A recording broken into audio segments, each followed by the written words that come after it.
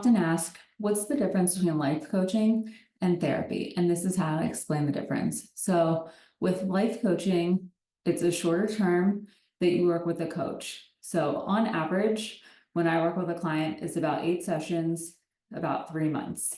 And in that time, we talk about who you are, what you've experienced in your past. And so it's really like gathering the puzzle pieces to figure out how we need to put them back together. And so it's a lot of mindset work, but it's mindset work in a way that is aligned with where you currently are on your journey. Because if you try to use mindset strategies that are too far from where you currently are, it's not going to work. It's not going to stick. It's going to feel awkward and uncomfortable, and you're going to spiral right back to where you started. So we don't really get into the stories a lot because the more we tell a story, the more it attaches to our identity. And then it's harder to rewrite that story to create a more serving identity and get you back to really who you are at your core. So therapy is different in that you go each week and you typically talk to your therapist about what you're feeling and what you're experiencing. And they then respond with, well, tell me about how that makes you feel. Does that remind you about the time when? Have you considered taking antidepressants? Have you considered taking anti-anxiety medicines? Well, did you know that you're an anxious person? Have you ever considered yourself to be one? And it's a lot of labeling. So it's a lot of talking, but not a lot of mindset and strategy. So it's just almost like Groundhog Day. You go each week, you say the same things, you get the same result. And so oftentimes when I was in therapy for 2.5 years, I would go and I would feel like this desperate need that I needed to go and talk to my therapist because I just felt like I couldn't get through without that advice, that time to just say what was bothering me.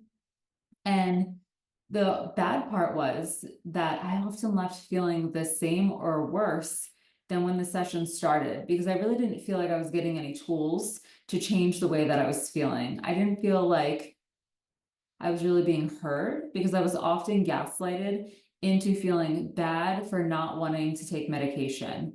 And so she was really great at labeling me as codependent, as anxious, as being suffering from childhood emotional neglect. But in that time, I wasn't really given strategies to manage any of those things. So I went into this deep dive of reading self-help book after self-help book after self-help book, still feeling lost and confused and really not sure how to make the change that I so desperately needed and wanted.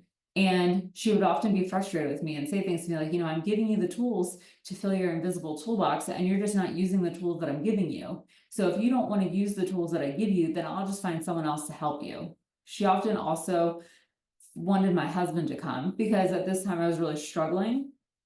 And a lot of the complaints were about my husband because I felt like he didn't know how to help me in the ways that I needed to be helped. But that really wasn't his job to do that. And it wasn't fair of me to rely on him for that. And instead of her calling me on that and saying, it's not his job, it's your job, and you need to learn how to do it for yourself, she would often say, well, why don't you bring him with you? I really think it would be helpful if you both came.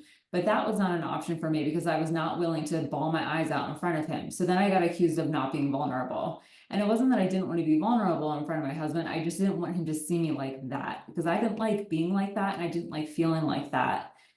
And so it was just the same thing over and over and over of take medication, use the tools I'm giving you, but she really wasn't giving me tools to fill my toolbox. It was a lot of, use invisible cooking spray yourself with that before you go into social situations so that codependency will just slide right off of you.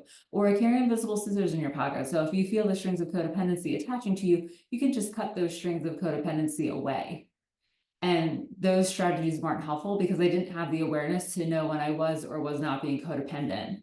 So I just felt like I was on this Groundhog Day process of go to the office, talk, feel awful, bawl my eyes out, leave, feeling exhausted and worse than when I started, and sign myself up for that week after week after week after week. And after 2.5 years of seeing her, the final straw that broke the camel's back was that she basically said to me, time for you to go. Your session ran over, which wasn't my fault. It was hers because she brought up the medication conversation again after I made it very clear to her that I did not want to take medications. And then as I was walking out the door, she said, oh, time to put your game face on.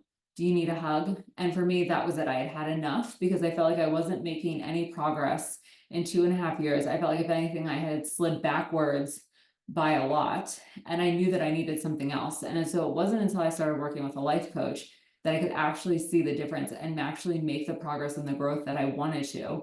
So after working with a life coach, using mindset strategies, not invisible cooking spray, but actually looking at the stories that I was telling, looking at the meaning I made around those stories and seeing the patterns that I was running, then I could actually find strategies that would work in that moment to help me shift the pattern, to shift the story, to shift my mindset so that I could cope in the moment, not be the victim that I had seen myself as.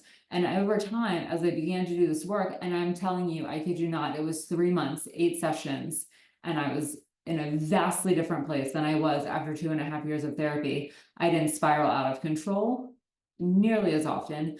And when I did, I didn't go as deep, and I didn't stay in that dark place for nearly as long. And I can't tell you how just mind blown I was by the difference between therapy and life coaching. And so when I tell people that, they often say that they had the same therapy experience that I had and felt worse after starting therapy. So that is my definition between therapy and life coaching.